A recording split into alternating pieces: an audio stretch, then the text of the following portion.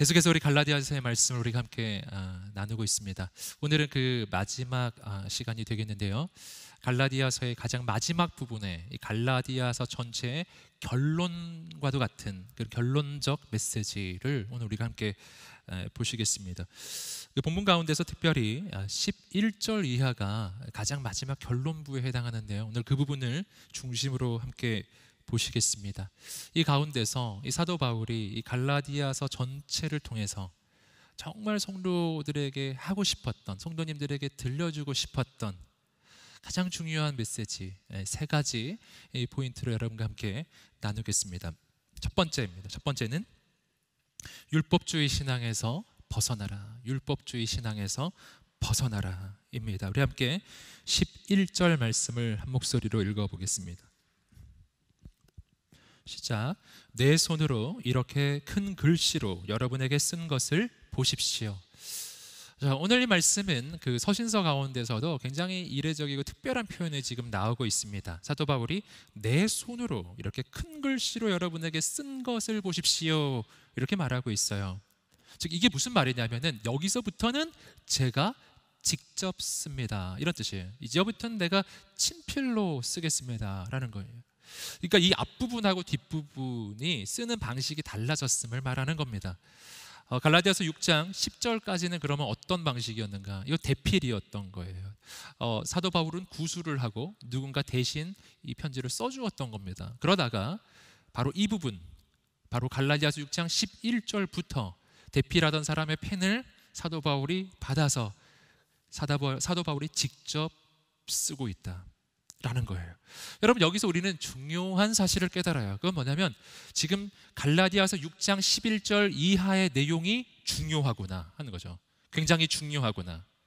다른 사람을 시키지 아니하고 이 사도 바울이 직접 써야 한다고 느낄 만큼의 마지막 이 부분만큼은 여러분이 꼭 기억해야 한다고, 이 부분만큼은 여러분이 꼭 마음에 새겨야 한다고 이렇게 사도 바울이 강조하는 메시지, 이게 제일 이 마지막 부분이더라는 겁니다. 그렇다면 어떤 내용이었던가 하는 거예요. 우리 함께 12절 말씀을 읽어보겠습니다. 12절 읽겠습니다. 시작. 육체의 겉모양을 꾸미려고 하는 사람들이 여러분에게 할례를 강요하는 것은 다만 그리스도의 십자가 때문에 핍박을 받지 않으려는 것 뿐입니다. 자, 12절에서 사도 바울은 먼저 율법주의 로 잘못된 변질된 복음을 가르쳤던 거짓 선생들에 대한 이야기를 해주고 있습니다. 그 거짓 선생들, 지금 갈라디아 교회에 아주 심각한 해악을 끼치고 있었던 바로 그들이요. 사도 바울이 갈라디아서를 쓸 수밖에 없게 만들었던 바로 그들이에요. 그들에 대해서 사도 바울이 다시 이야기합니다. 그 거짓 선생들, 그들은 어떤 사람들인가? 그들이 지금 제일 강조하고 있는 게 할례라고 하는 행위입니다. 할례라고 하는 행위, 몸에 바로 그 이스라엘의 선민임을 새기는 그런 의식이죠. 근데 그 할례라는 그 행위를 할 때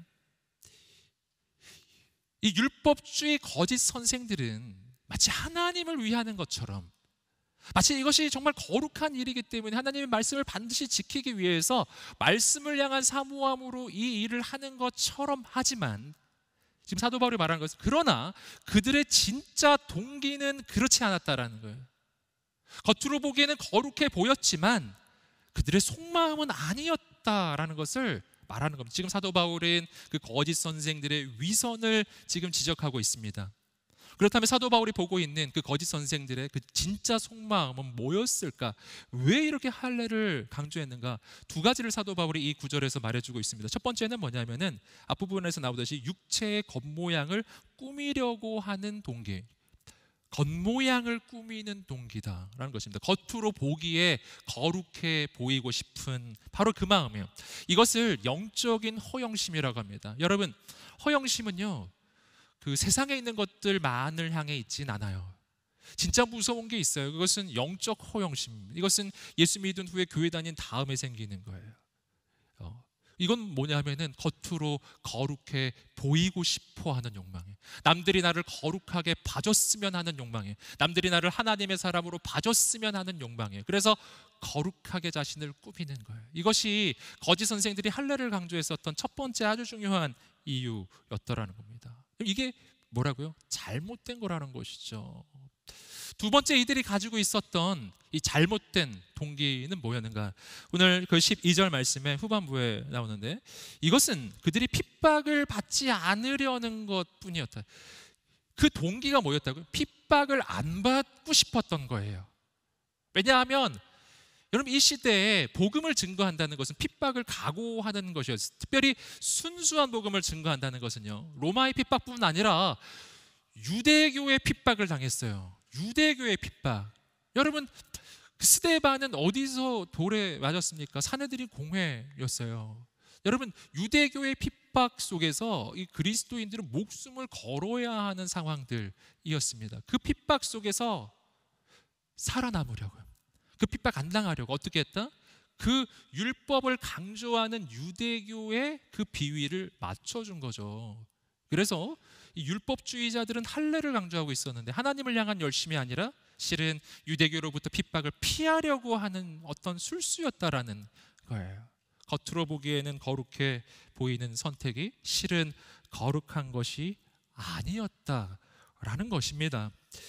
13절 말씀에서 이어서 이 사도 바울은 이 율법주의 거짓 선생들에 대한 또 지적을 하는데요. 우리 13절 말씀 계속 읽어보겠습니다. 시작. 할례 받은 사람들이 스스로 율법을 지키지 않으면서 여러분에게 할례를 강요하는 것은 여러분의 육체를 자랑하려는 것입니다. 자, 율법주의 거짓 선생들을 향한 이 사도 바울의 또 한 가지 지적이 있어요. 그것은 뭐냐면 이들은 율법을 지키지 않는 사람들이라는 거예요. 여러분, 놀라운 이야기 아니에요? 여러분, 이 거짓 선생들은 누구보다 율법을 강조하는 사람들이잖아요. 누구보다 율법을 지켜야 한다는 사람들, 그러니까 할례도 행해야 된다고 하는 사람들인데, 사도 바울은 그 율법주의의 역설을 지적하고 있어요. 이들은 율법을 누구보다 강조하지만 실은 율법을 지키고 있지 않다는 거예요. 여러분, 이게 무슨 말일까요? 여러분, 이것이 바로 율법주의의 모순이라는 겁니다. 율법을 너무 강조하는데 그 율법의 기준에 도달을 할 수 없는 거예요. 왜 이런 현상이 일어나는가 하면요, 이것은 율법주의자들 자신들만의 문제는 아니에요. 이것은 사실은 하나님께서 율법을 통해 의도하신 그 목적 때문이었어요. 이들이 그 율법을 지킬 수 없는 까닭, 이 두 가지가 있습니다. 첫 번째는 뭐냐면 인간은 스스로 율법을 지킬 수 없기 때문이에요. 인간은 스스로 율법을 지킬 수가 없어요. 여러분, 로마서 3장 그리고 갈라디아서를 통해서 사도 바울은 이 율법의 기능에 대해서 계속 설명을 해왔습니다. 몇 주 전에 여러분과 함께 나누었던 것, 바로 그 내용이에요. 율법의 기능은 무엇인가 하는 거예요. 여러분, 하나님이 율법을 주신 이유가 무엇이었는가? 율법 자체는 완전한 하나님의 말씀이고 율법 자체는 의롭습니다. 1.1획도 변함이 없는 하나님의 말씀이 맞아요. 그러니까 율법에는 문제가 없는 거예요. 하지만 문제는 어디에 있나? 우리에게 있더라는 겁니다. 우리가 그 율법을 지킬 능력이 없어요. 그 율법의 기준에 도달을 할 수가 없는 거예요. 이게 문제인 거예요. 그래서 우리는 율법 앞에 서면 내가 죄인인 걸 깨닫게 될 뿐인 거예요. 그리고 이것이 하나님이 율법을 주셨던 가장 중요한 이유입니다.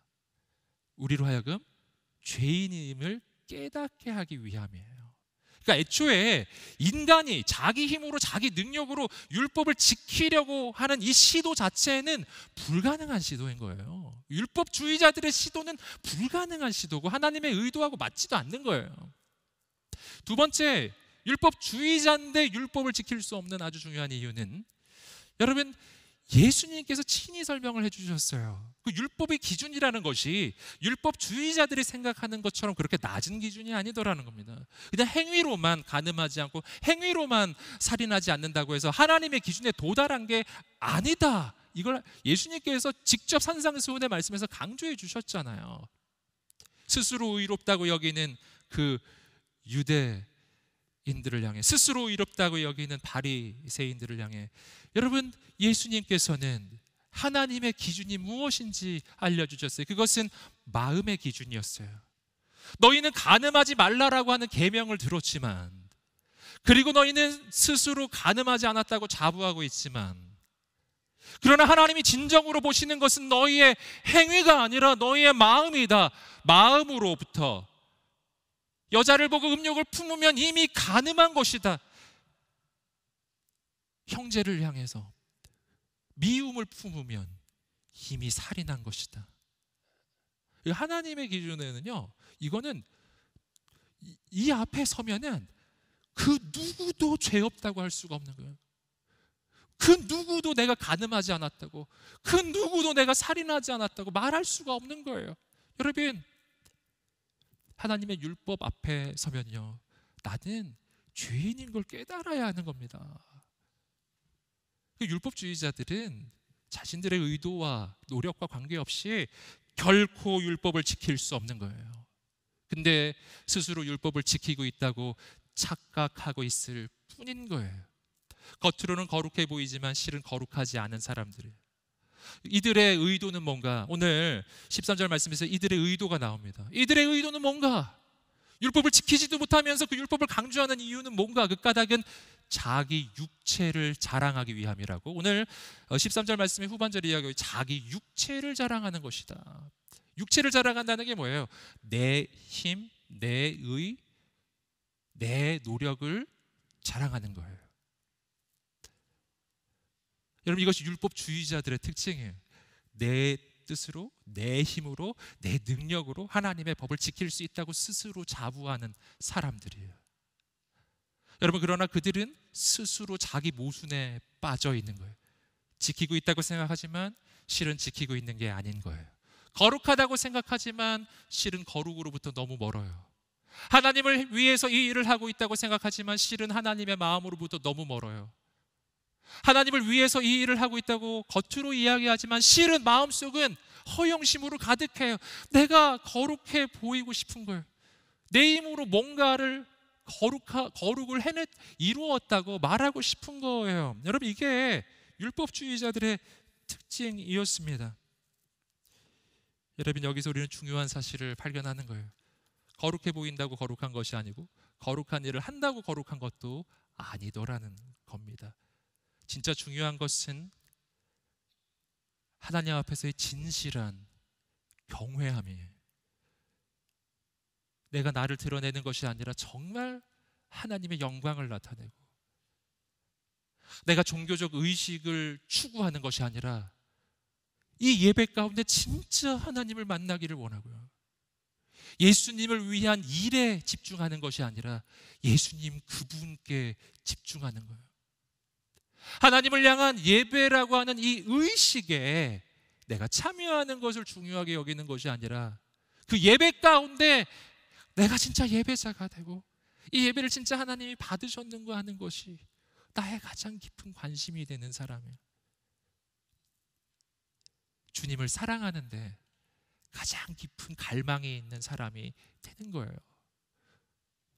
형식적인 율법주의가 아니라 정말 하나님의 말씀을 사모하는 사람이 되는 거예요. 여러분, 오늘 우리가 그러한 인생이 되시기를 주님의 이름으로 축복합니다. 주님을 사랑하는 사람이 되시기를 주님의 이름으로 축복합니다. 여러분, 우리가 율법주의의 길을 가지 않아야 되는 이유가 있습니다. 그 까닭은요, 이렇게 율법주의로 가는 길이 위선적이기 때문일 뿐만 아니라 이 율법주의는 그렇게 지속될 수 없기 때문이에요. 율법주의 신앙을 계속해서 유지를 해도 웬만큼 신앙생활이 유지될 수 있다면 그냥 그렇게 살아도 되겠죠. 율법주의적인 신앙생활을 해도 기쁨과 감사가 있으면 그렇게 해도 되겠죠. 하지만 계속해서 그 길을 갈 수가 없어요. 율법주의는 기본적으로 내 힘과 내 노력으로 이 모든 것을 이루어가는 신앙이기 때문에 그 길의 끝에는 뭐가 오냐면 번아웃이 와요. 번아웃. 지쳐 쓰러집니다. 내 힘으로 하고 있기 때문에. 여러분, 그래서 우리가 정말 점검해야 하는 게 있어요.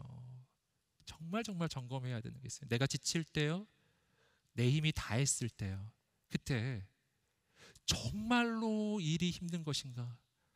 아니면 내가 하려고 했는가요? 여러분, 내가 하려고 하면 나는 즉시 번아웃이에요. 내가 하려고 하면요, 내 힘으로 지속할 수 있는 시간은 언제나 작심삼일이라니까요. 3일이면 끝나버려요. 여러분, 오늘 우리에게 필요한 것은요, 내 힘으로 이루는 나의 사역, 내 힘으로 이루어가는 신앙이 아니라 내 인생 가운데 하나님께서 역사하시는 것을 경험하기를 원하는 것입니다. 여러분, 바로 모세가 떨개나무에 불이 붙었는데 타지 아니하는 것을 보았잖아요. 바로 그걸 얘기하는 거예요. 율법주의 신앙은 뭔지 아세요? 율법주의 신앙은요, 나를 태우는 신앙이에요. 나 자신을 태우는 신앙이에요. 근데 나는 어떤 존재인가? 떨기나무거든요. 별거 아니에요. 떨기나무는 여러분 광야 가운데서 말라서 완전히 비틀어진 가시덤불 같은 그런 나무입니다. 그 나무는요, 태우면 금방 꺼져요. 태울 게 별로 없거든요. 여러분, 율법주의 신앙, 내 힘과 내 노력으로 하나님의 법을 성취하고 내 힘과 내 노력으로 하나님 맡겨주신 일들을 감당하려고 하면 여러분, 떨기나무에 직접 불을 붙이는 것 같은 현상이 일어나요. 잠깐 타오르죠. 확 타오르다가 바로 꺼집니다. 확 타오르다가 바로 재가 돼버린다고요. 번아웃이죠. 여러분, 어떻게 돼야 되냐요? 여러분, 하나님께서는 모세에게 그렇게 하지 말라는 거예요. 그런 식으로 하지 말라는 거예요. 그리고 모델을 보여주셨어요. 떨기나무에 불이 붙었으나 타지는 않는 거예요. 어떻게 그런 일이 일어나죠? 이 불은 떨기나무를 태우는 불이 아닌 거예요. 이 불은 하늘로부터 내려오는 불이에요. 이 불은 하나님의 기름 부으심으로 하나님이 부어주시는 기름에 붙는 불이에요. 이 불은 떨기나무를 태우는 불이 아니에요. 떨기나무는 초의 심지와 같은 거예요. 여러분, 실제로 타는 것은 심지가 아니잖아요. 여러분, 초에 불이 붙었을 때 실제로 타는 것은 심지가 아니잖아요. 주변에 있는 파라핀이 액화가 되고 기화가 되면서 거기에 불이 붙는 것이잖아요. 그렇기 때문에 심지에 불을 붙였다면 바로 금방 꺼질 불이, 촛불이 금방 안 꺼지는 거예요. 자기를 태우는 게 아니기 때문에. 여러분, 우리가 그런 존재예요. 율법주의 신앙에서 벗어나야 합니다. 그리고 내 힘, 내 능력이 아니라 하나님의 능력이 임하는 신앙생활을 해야 한다는 거예요. 오늘 내 인생 가운데 거룩한 성령님이 기름 부어주셔서 타오르는 그 불이 있게 되기를 주님의 이름으로 축복합니다. 여러분, 그 불은 꺼지지 않을 것입니다. 그래서 복음 안에서 우리의 섬김은, 복음 안에서의 우리의 사역은, 복음 안에서의 우리의 삶은 번아웃 될 수 없는 거예요. 더 타오르고 더 타오르고 더 타올라요. 사도 바울 같이. 여러분, 사도 바울을 보십시오. 여러분, 사도 바울은 죽는 그 순간까지 그의 열정이 식은 순간이 없어요. 더 타오르고 더 타오르고 더 타올라요. 내 힘이 아니기 때문이에요. 은혜의 신앙, 100% 은혜로 가는 신앙이에요. 100% 믿음으로 가는 신앙이에요. 나를 자랑하지 않고 하나님을 자랑하는 신앙이에요. 저는 오늘 우리 여우사 공동체 여기 있는 모든 청년들이, 오늘 방송을 함께하는 모든 성도님들, 모든 청년들 가운데 바로 그 오직 예수, 오직 믿음, 오직 은혜의 신앙, 영원히 꺼지지 않는 불꽃이 타오르는 그러한 신앙이 있게 되기를 주님의 이름으로 축복합니다. 그 사도 바울이 율법주의에서 벗어나라는 거예요. 좋은 게 아니기 때문이에요. 여러분, 두 번째는 십자가만 자랑하라. 십자가만 자랑하라. 우리 함께 14절 말씀 읽어보겠습니다. 14절입니다. 시작. 그러나 내게는 우리 주 예수 그리스도의 십자가 외에는 결코 자랑할 것이 없습니다. 그리스도로 인해 세상이 내게 대해 십자가에 못 박혔고 나 또한 세상에 대해 그러합니다. 아멘. 사도 바울은 예수님의 십자가 말고는 난 자랑할 게 없다고 이야기하고 있어요. 이것이 바로 율법주의 거짓 선생과의 차이예요. 거짓 선생들은 자기 육체를 자랑하고 자기 노력을 자랑하고 자기 성취를 자랑하는 사람들이에요. 사도 바울은 정말 복음을 증거하는 진정한 복음의 사람이 어떤 사람인지 지금 말해주는 거예요. 복음의 사람은 자기를 자랑하지 않아요. 복음의 사람은 십자가밖에 자랑할 게 없어요. 여러분, 사도 바울이 이 십자가밖에 자랑할 게 없다고 고백하는 까닭은 진짜 그의 인생에 자랑할 것이 없어서 하는 말이 아닙니다. 여러분, 사도 바울은 누구보다 자랑할 게 많은 사람이에요. 그가 만약 자기의 프로필을 여러분 나열하기 시작하면요, 여러분 그 시대의 초엘리트죠. 초엘리트. 최고의 학벌, 최고의 집안이에요. 최고의 혈통, 최고의 배경이에요. 최고의 경력이에요. 그는 정말 잘 나가던 바리새인이었어요. 그는 정말 잘 나가던 유대교의 지도자였다고요. 여러분, 그런데 하루아침에 그는 그 모든 것을 정말 휴지처럼 버렸어요. 그는 자신의 그 화려한 모든 이력을 배설물로 여기노라 이렇게 고백했어요. 그는 자기 자신을 소개할 때 정말 오직 예수, 오직 은혜로 자기 자신을 언제나 그렇게 소개하잖아요. 십자가 말고 난 자랑할 게 없어요. 자랑할 게 그렇게 많았는데, 나 어디 출신, 나 어떤 경력이 있었고 이런 거 말하고 싶지 않아요? 여러분, 그런데 사도 바울은 그런 게 없는 거예요. 왜 그런지 아시겠어요? 왜냐하면 사도 바울에게는 예수 그리스도의 십자가의 은혜가 너무 압도적이기 때문에 그 전에 내가 자랑했던 세상의 프로필, 세상의 경력, 세상의 스펙 이런 게 아무것도 아니게 느껴지는 거예요. 그게 아무것도 아니에요. 왜냐하면 십자가의 구원과 복음의 능력이 너무 크기 때문이에요. 너무 크기 때문에. 여러분, 저는 이 사도 바울이 경험했던 그 복음의 확신이에요. 아니, 복음을 얼마만큼 경험했길래요? 얼마나 큰 십자가의 은혜를 경험했길래 이런 고백을 할 수 있을까요? 여러분, 저는 오늘 우리에게 그 고백이 있게 되기를 주님의 이름으로 축복합니다. 이것이 바로 여러분 세상의 조건과 배경과 세상의 그런 평가들로부터 우리 인생이 자유해지는 가장 중요한 길이에요. 여러분, 나의 조건, 나의 배경으로부터 내가 벗어날 수 있는 그 모든 것을 극복해내고 그 모든 것을 돌파할 수 있는 능력이에요. 그것은 십자가의 능력이에요. 십자가를 얼마나 크게 보느냐 합니다. 여러분, 십자가가 그렇게 소중한 까닭은 십자가가 주는 것이 여러분 세상에 주는 것과 같지 않기 때문이에요. 여러분, 세상의 가치들도 무언가를 줍니다. 돈, 명예, 권력, 세상의 어떤 것들이 사람이 내게 줄 수 있는 것이 있습니다. 하지만 그런 것들은 내 인생의 전부 다 미봉책일 뿐이에요. 잠깐 도움이 되지만 그럼 우리 인생은 언제나 산 넘어 산이잖아요. 이 문제가 해결되면 또 다른 문제가 와요. 이 문제가 해결되면 끝이 아니에요. 또 있어요. 또 있어요. 또 있어요. 여러분, 우리의 살아온 삶을 돌아보십시오. 세상의 어떤 곳이 내 인생을 영원히 해결해 주는 게 있던가요? 여러분, 그런 건 없어요. 세상의 가치들, 내가 인생을 걸고 추구하는 그 모든 가치들은 다 미봉책이거든요. 그런데 오늘 내 인생을 영원히 해결해 줄 영원한 구원, 영원한 능력이 있어요. 바로 그것이 복음의 능력인 줄 믿습니다. 그것이 바로 십자가의 능력인 줄 믿습니다. 우리에게 필요한 건요, 미봉책이 아니에요. 우리에게 필요한 건 영원한 해결책이에요. 십자가요.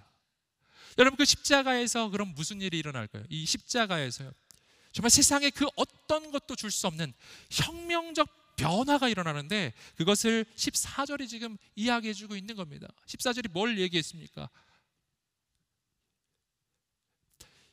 십자가에서 세상에 대해 내가 못 박히고 나에 대해 세상이 못 박혔다. 지금 이렇게 고백하고 있어요.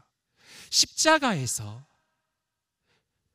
나에 대해서는 세상이 못 박혔고 세상에 대해서는 내가 못 박혔다. 즉 십자가에서 세상도 못 박히고 나도 못 박혔다라는 것입니다.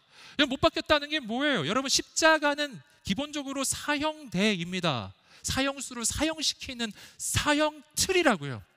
그렇죠? 여러분, 그 십자가에 못 박혔다는 건요, 죽었다는 뜻이에요. 사형을 당한 거예요. 그런데 그 십자가가 예수님이 2000년 전 십자가에 달리셨는데 원래 누구의 십자가입니까? 여러분, 예수님이 왜 십자가에 달리셨어요? 예수님이 누구 죄를 대신 담당하셨나요? 나의 죄잖아요. 나의 죄, 나의 과거, 현재, 미래 그 모든 죄, 그 모든 죄를 예수님이 담당하신 거예요. 예수님이 내 대신 십자가에 못 박히신 거예요.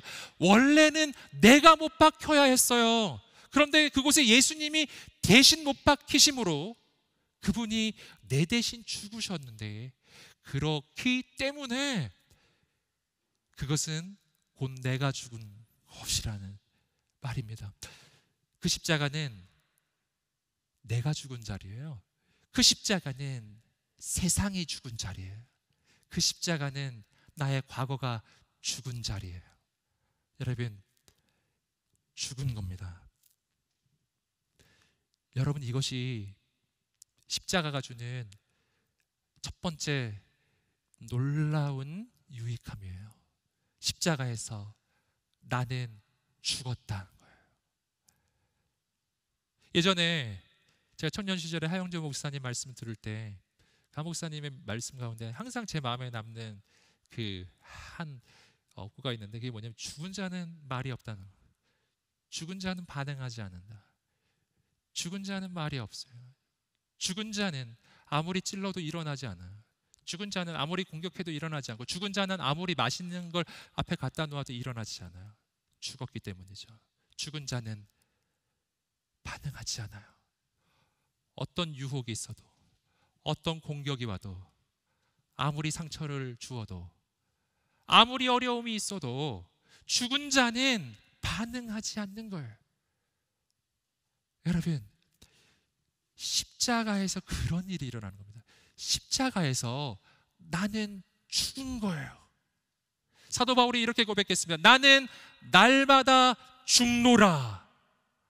여러분, 예수 그리스도의 십자가에서 여러분, 우리의 존재적으로, 실제적으로 우리는 죽은 거예요. 죽은 거예요. 영적으로 우리는 죽은 거예요. 나의 과거는 죽은 거예요.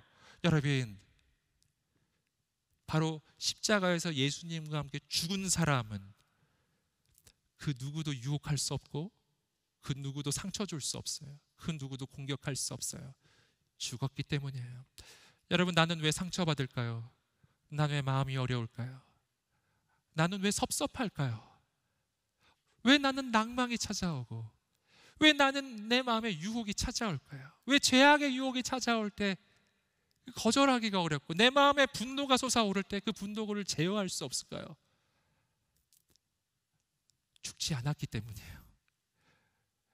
아직 살아있기 때문이에요. 이상한 일이죠. 죽은 줄 알았는데 이렇게 벌떡 일어나면 깜짝 놀라시겠죠, 여러분. 여러분, 우리는 매일매일 놀라야 합니다. 죽은 줄 알았는데 살아있었네. 죽은 줄 알았는데 살아있었네.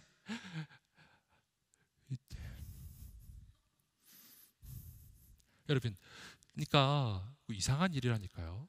그러니까 여러분, 그래서 우리는 이 고백을 계속, 그래서 사도 바울이 말하는 거예요. 나는 날마다 죽노라. 이게 뭐냐면은 내가 죽었다는 것을 매일매일 확인하는 거예요. 우리 함께 외쳐보겠습니다. 나는 죽었노라. 아멘. 한번 외쳐보겠습니다. 죽은 자는 반응하지 않는다. 죽은 자는 상처받지 않는다. 죽은 자는 유혹받지 않는다. 죽은 자는 화내지 않는다. 할렐루야. 여러분, 그러니까 이 고백을 우리가 합시다. 저와 여러분이 합시다. 나는 죽었어. 이렇게요. 막 공격이 오잖아요. 나는 죽은 거야. 유혹이 막 와요. 나는 죽었어. 이렇게 고백을 하세요. 내 마음이 막 이게 막 흔들리기 시작할 때, 난 죽은 자야. 난 죽은 자야. 난 죽은 자야. 죽은 자가 뭘 반응해? 그런 거 아닙니까? 여러분, 이게 복음의 아주 중요한 시작점이거든요. 근데 이게 끝이 아니에요. 예수 그리스도와 함께 난 죽은 거예요. 그래서 갈라디아서 2장 20절 말씀이 이거죠. 내가 그리스도와 함께 십자가에 못 박혔나니 그런즉 이제는 내가 사는 것이 아니요 오직 내 안에 그리스도께서 사시는 것이라. 그럼 예수님과 함께 십자가에 못 박히는 건요, 못 박혀 죽는 걸로 끝나는 게 아니라 예수님과 함께 다시 사는 걸로 끝나는 거예요. 주님과 함께 죽었어요. 그리고 난 주님과 함께 다시 살아나는 줄 믿습니다. 이게 부활 사건이거든요. 십자가에서 주님과 죽고 부활의 사건 가운데 난 주님과 함께 다시 사는 거예요. 근데 내가 다시 살아날 때는요, 전과 같지 않아요. 새 생명의 역사가 일어나는데, 여러분, 이 새 생명의 역사를 오늘 본문의 말씀은 조금 또 다른 표현으로 말해주고 있어요. 이것은 새 창조의 역사.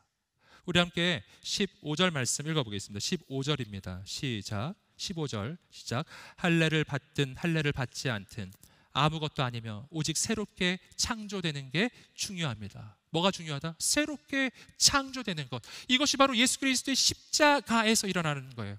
예수 그리스도의 십자가에서 나의 과거가 못 박혔어요. 예수 그리스도의 십자가에서 나는 죽었어요. 예수 그리스도의 십자가에서 마귀의 종이었던 나는 죽었어요. 죄악의 노예였던 나는 죽었어요. 그렇기 때문에 난 더 이상 죄악의 노예가 아닌 거예요. 난 더 이상 마귀의 노예가 아닌 거예요. 그렇기 때문에 죄악은 더 이상 나에게 영향을 줄 수가 없는 거예요. 믿으세요. 믿으세요. 이게 하나님이 주신 구원의 현실이라니까요.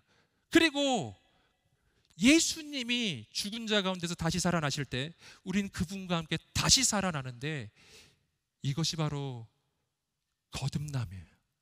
난 다시 태어나요. 근데 다시 태어나는 그 사건을 오늘 말씀은 창조의 역사, 어떻게 해요? 새롭게 창조되는 거예요.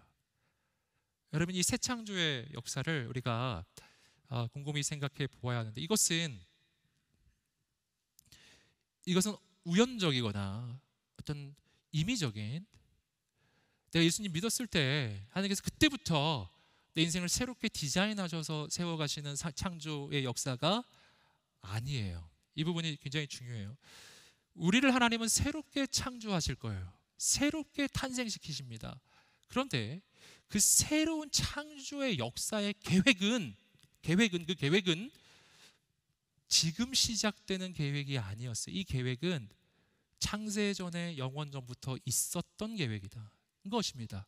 여러분, 나를 향한 하나님의 가장 놀라운 계획은 언제부터 시작되었을까요? 내가 예수 믿은 다음부터 시작되었을까요?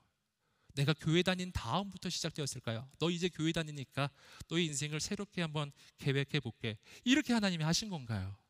그게 아니라는 겁니다. 나를 향한 하나님의 가장 아름답고 완전한 계획은 원래 있었던 거예요. 언제부터? 내가 태어나기 전부터, 영원전부터 원래 하나님은 나를 향한 가장 놀랍고 아름다운 계획을 가지고 계셨어요. 근데 문제가 뭐냐면은 내가 죄에 빠진 거예요. 그 죄의 영향 가운데 그 하나님의 아름다운 계획이 어그러지기 시작해요. 그 계획이 온전히 이루어지지 않아요. 그래서 내 인생이 그렇게 어렵고 힘들었던 거예요. 그래서 내 인생이 그렇게 죄악으로 물들었던 거예요. 그래서 내 인생이 그렇게 내가 보기에는 너무나 실망스러웠던 거예요. 그 까닭은 하나님의 계획이 완전하지 못해서가 아니었어요. 그것은 죄의 영향력이었다고요.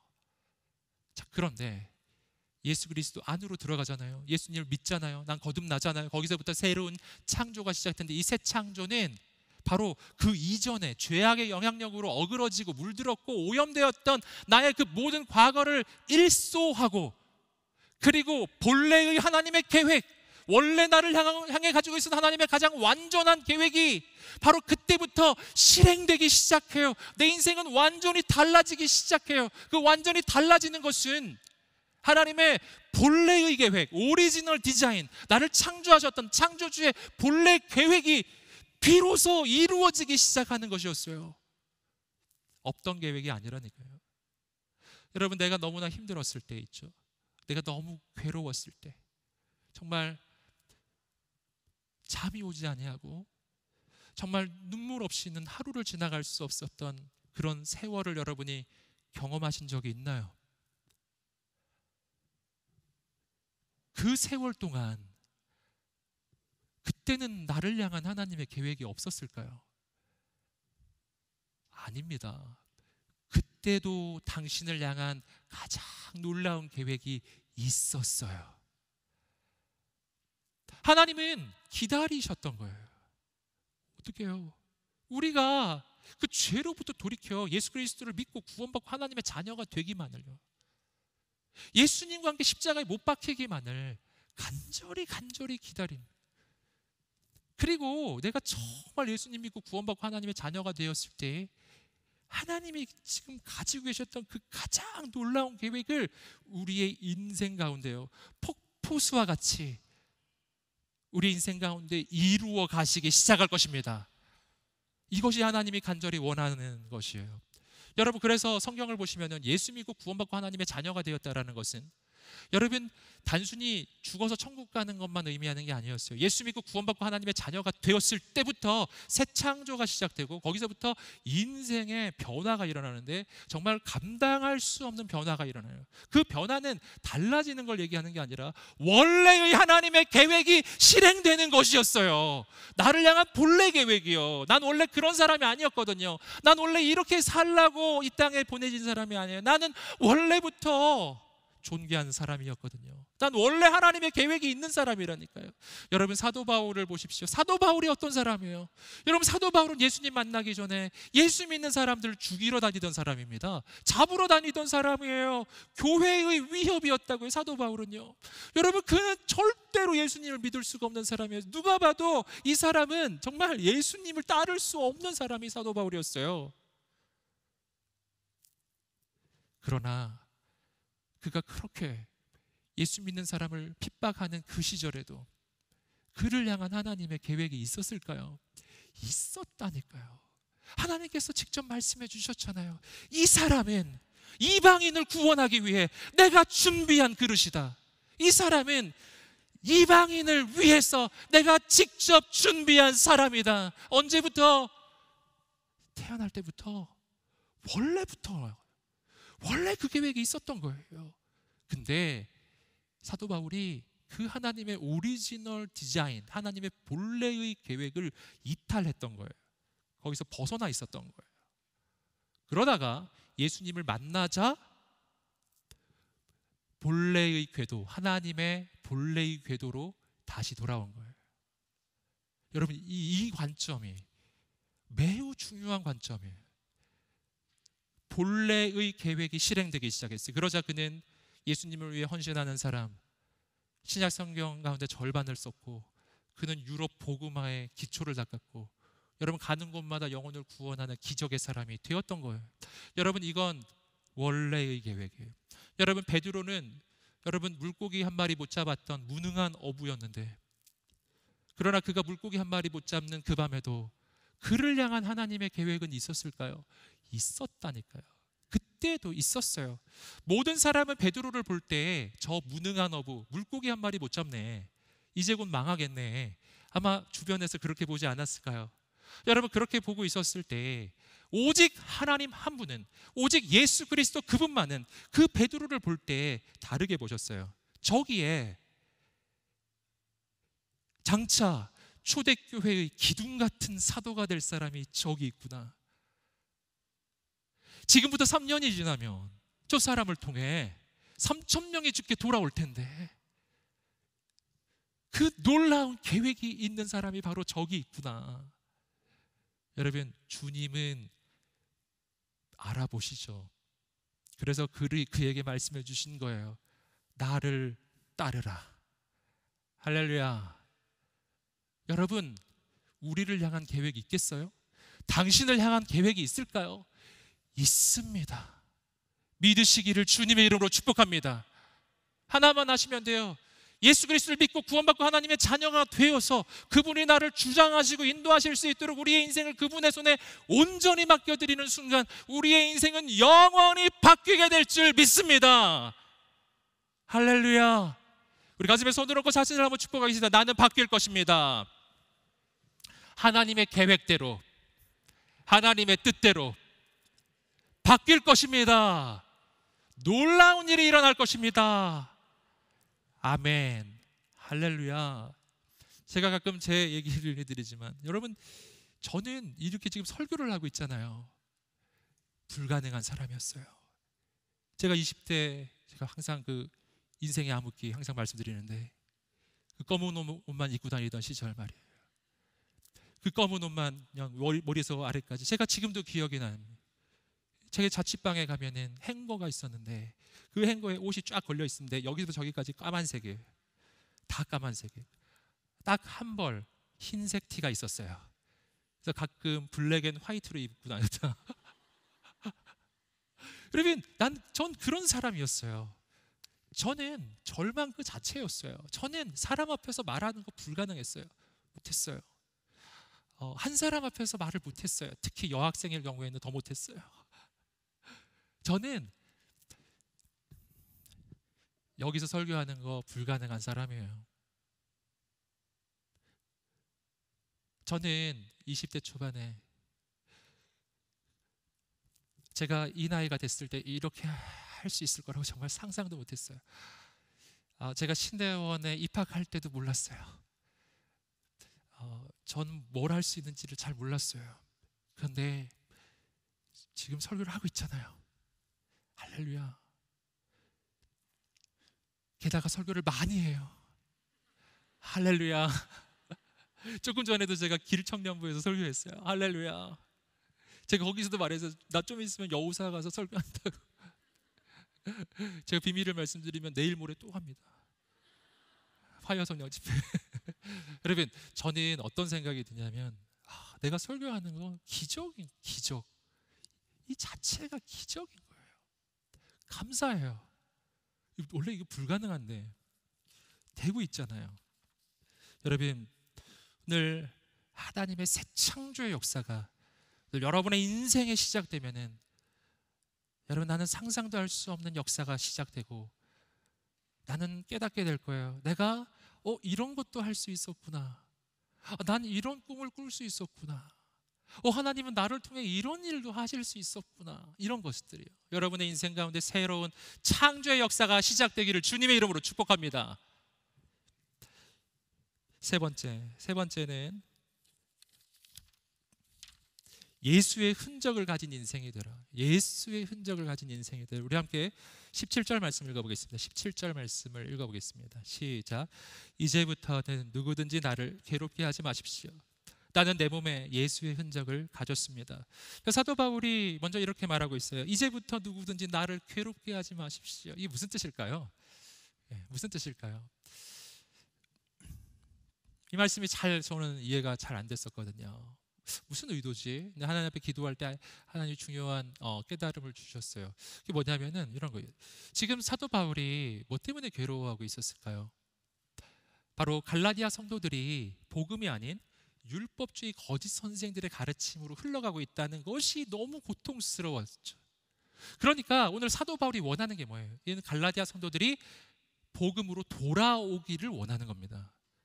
그리고 복음으로 돌아오지 않으면 사도 바울이 너무 괴로웠던 거예요. 그러니까 이 말은 풀어서 다시 말하면 이런 겁니다. 갈라디아 성도 여러분, 제발 저를 괴롭게 하지 마세요. 저는 여러분이 복음이 아니라 율법주의를 따라가면 너무 괴로워요. 율법주의는 여러분의 인생을 아름답게 만들어주지 못하기 때문이에요. 여러분, 제발 복음으로 돌아오십시오. 제발 율법주의를 떠나 복음으로 돌아오십시오. 제발 절 괴롭게 하지 마세요. 이런 뜻이라고요. 지금 그 호소, 제발 날 괴롭게 하지 말라고. 그리고 이어지는 문장입니다. 이렇게요. 나는 내 몸에 예수의 흔적을 가졌습니다. 꼭 자기 자랑을 하는 것 같은 이런 이야기를 하는데 이건 또 무슨 말인가? 왜 이 말을 할까요? 지금 사도 바울은 갈라디아 성도들이 복음으로 돌아오기를 원하고 있고요. 그 복음을 전했던 사람이 사도 바울 자신입니다. 즉 복음을 전하는 복음 증거자. 그 복음 증거자가 정말 참된 복음 증거자라는 그 증거가 무엇인가를 지금 말해주고 있는 겁니다. 참된 복음 증거자임을 확인할 수 있는 증거, 그것은 그에게 예수의 흔적이 있느냐 없느냐 하는 거예요. 사도 바울이 그거 말하는 거예요. 여러분, 복음으로 돌아오십시오. 여러분이 귀를 기울여야 할 사람은 거짓 선생들이 아니라 참된 복음 증거자예요. 그러면 참된 복음 증거자의 증거는 뭔가 예수의 흔적을 가진 사람이에요. 뒤집어서 말하면 거짓 선생에게는 결코 예수의 흔적이 없는 것이고, 참된 복음 증거자는 반드시 예수의 흔적이 있는 거예요. 그럼 예수의 흔적은 무엇인가요? 여러분, 예수의 흔적은 고난의 흔적이에요. 고난의 흔적. 사도 바울은 그 몸에 실제로 온갖 상처와 흉터가 온몸에 뒤덮여 있었을 것입니다. 왜냐하면 사도 바울은 매질을 당하고 로마 군인들에게 매질을 당했던 것이 5번이나 매질을 당했고, 그리고 루스트라에서는 돌에 맞았는데 거의 죽은 줄 알고 끌어내쳐질 만큼이나 돌에 맞았어요. 여러분, 온몸이 상처투성이에요. 온몸이 흔적들로 가득했어요. 사도 바울은 그 고난의 흔적을 예수의 흔적이라고 고백했어요. 참된 복음 증거자만이 고난의 흔적을 가지고, 고난의 흔적을 가진 사람만이 참된 복음 증거자라는 거예요. 그리고 우리는 누구 말을 들어야 하는가? 바로 예수의 흔적을 가진 사람의 소리에만 귀를 기울여야 한다는 거예요. 그 흔적을 가지지 못한 자의 소리는 들으면 안 된다는 거예요. 거짓 선생은 고난의 흔적이 있을 리가 없어요.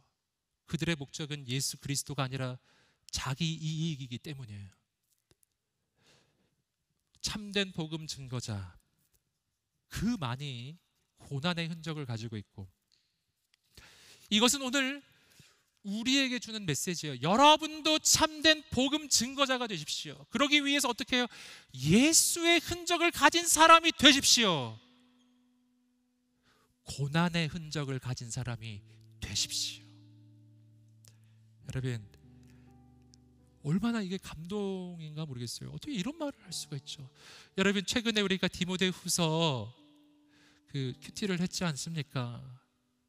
그 디모데후서 전체가 감동 그 자체예요. 왜냐하면 디모데후서는 사도 바울의 유언과 같은 서신이기 때문에 마지막 서신이거든요.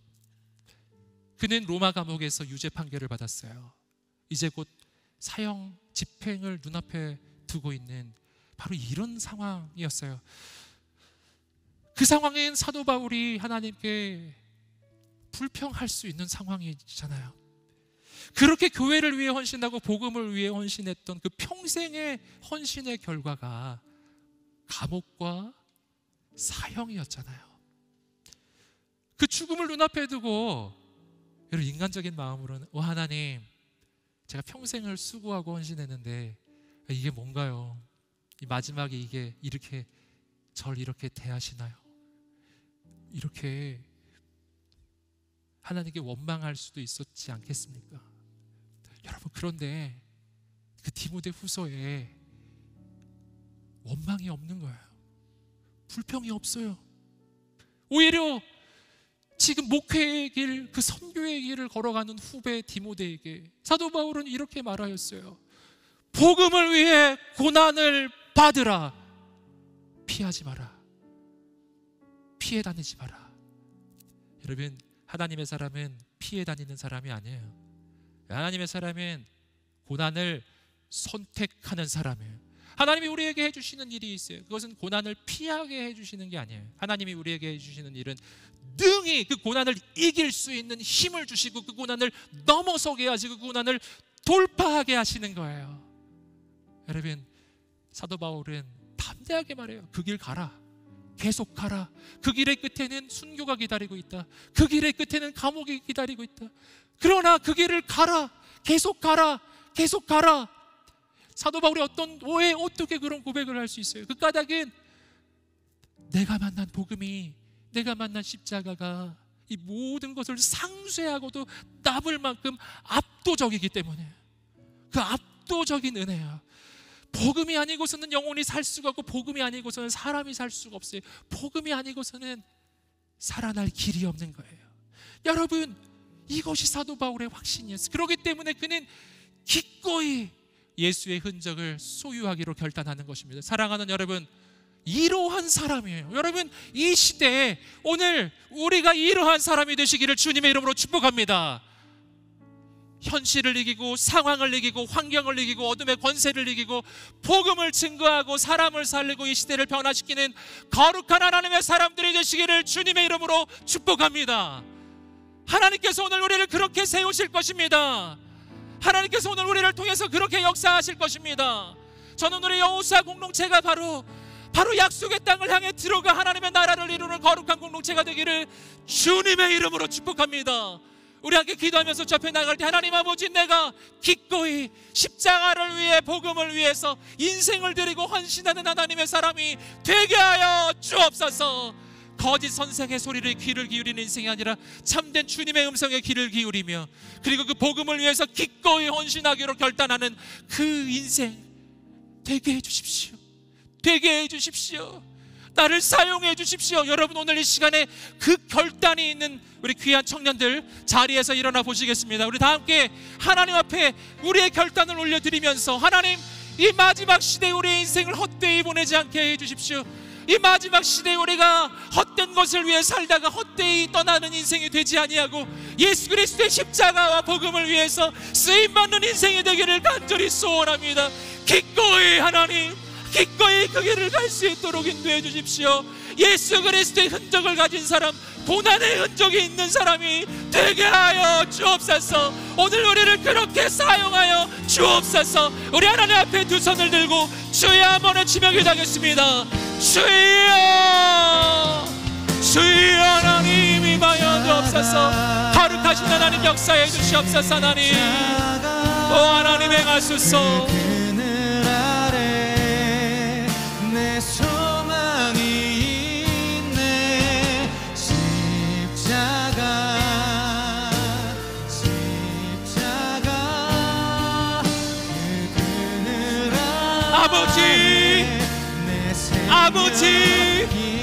아버지 역사하여 주옵소서. 역사하여 주옵소서. 오늘 기도하며 나가는 모든 영혼들, 모든 심령들을 붙잡아 주시옵시고 하나님의 놀라운 일을 이루어 주시옵소서. 기꺼이 하나님을 위해서, 복음을 위해서 고난을 선택하고 하나님 앞에 인생을 드리는 하나님의 사람들이 일어나게 하여 주옵소서. 세상이 흔들 수 없는 하나님의 사람들, 세상이 흔들 수 없는 거룩한 영적 리더가 세워지게 하여 주옵소서. 성령님 임하소서. 부어 주옵소서. 역사하여 주옵소서. 아버지,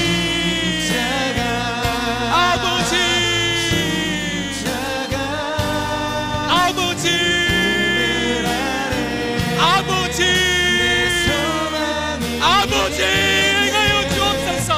오늘 기도하며 나는 모든 영혼들 가운데 성령으로 기름 부으시고 하나님의 용기와 소망을 부어주시옵소서. 아버지 역사하여 주옵소서. 역사하여 주옵소서. 기름 부어 주옵소서. 은혜를 부어 주옵소서. 신실하신 하나님, 거룩하신 주님, 오 하나님, 나는 할 수 없습니다. 오직 하나님만 하실 수 있습니다. 하나님만 역사하십니다. 하나님만 행하십니다. 오늘 기도하며 나갈 때 오늘 우리 가운데 거룩한 일을 이루어 주시옵소서. 하나님의 역사를 이루어 주시옵소서. 아버지,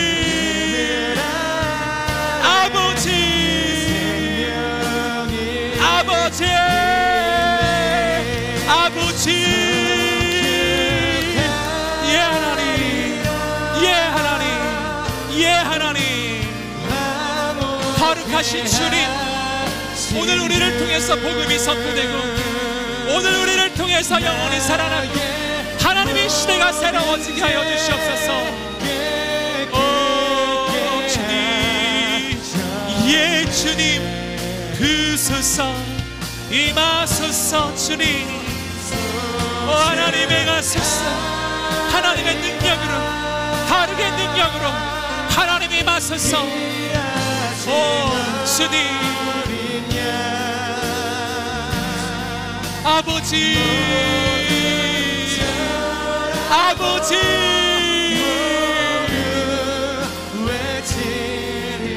여러분 이 시간에 한 번 더 기도하면서 접해 나갈 때 하나님 아버지, 오늘 나를 사용하여 주옵소서. 이 시대에 죽어가는 영혼들이 살아나게 하여 주시옵소서. 세상의 어떤 가치 가운데 헤매이는 청년들 얼마나 많은지 모릅니다. 하나님, 그들 가운데 참된 복음의 증거자가 필요합니다. 바로 예수 그리스도의 고난의 흔적을 가진 사람이요, 바로 그런 사람. 오늘 하나님은 우리를 그런 사람으로 이 땅에 보내고 계신 거예요. 복음을 위하여 고난을 받으라, 고난을 받으라. 여러분, 하나님의 부르심이에요. 하나님의 부르심, 거기 약속에 숨어 있어요. 현재의 고난은 장차 올 영광과 비교할 수 없도다. 아멘. 예수 그리스도의 부활을 경험하기 위해서는 예수 그리스도의 십자가를 선택해야 합니다. 십자가가 없이는 부활이 없기 때문에, 십자가가 없으면 영광은 없는 거예요. 여러분, 그래서 여러분, 그 십자가는 그 뒤에 영광이 있는데 그 영광은 비교할 수 없는 영광이에요. 여러분, 오늘 우리의 인생에 그 하나님의 영광이 있게 되기를 주님의 이름으로 축복합니다. 여러분, 이 시간에 기도하면서 접해 나갈 하나님 아버지, 오늘 내가 그 하나님의 영광을 경험하는 인생이 되게 하여 주시옵소서. 하나님, 나를 사용하여 주시옵소서. 이 시대 청년들을 살려 주시옵소서. 이 시대 가운데 영적인 회복이 일어나게 하여 주시고 부흥이 일어나게 하여 주시옵소서. 오늘 나를 그 복음의 통로로, 은혜의 통로로 사용하여 주옵소서. 이 시대 가운데 새로운 부흥을 주옵소서. 주께 두 손 들고 주여 외치며 기도하겠습니다. 주여, 아버지, 아버지, 아버지, 예 하나님, 도우소서. 임하소서. 하나님, 임하시며 주님의 길을 주만 보기 주님 부으소서. 임하소서. 신실하신 하나님 기름 부어 주옵소서. 아버지 하나님, 주께 드려지는 인생을 아버지께서 붙잡아 주시옵시고, 하나님, 내가 있는 가정과 학교와 직장에서 이 시대 가운데 하나님의 놀라운 일이 일어나게 하여 주시옵소서. 하나님의 놀라운 역사가 일어나게 하여 주시옵소서. 주 하나님, 찬양해 아버지,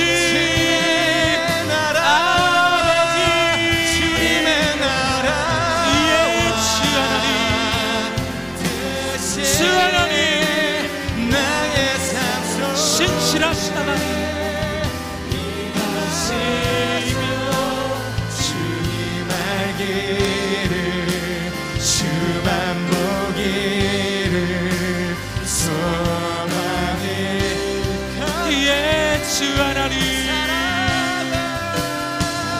그 살아가 힘과 주변없는 믿음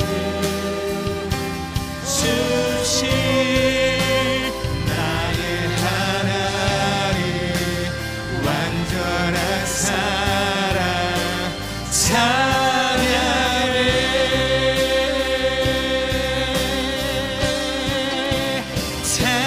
찬양하리. 만군의 주 영원히 함께 하시네. 준비하신 사랑의 왕 영원히 도취하시네.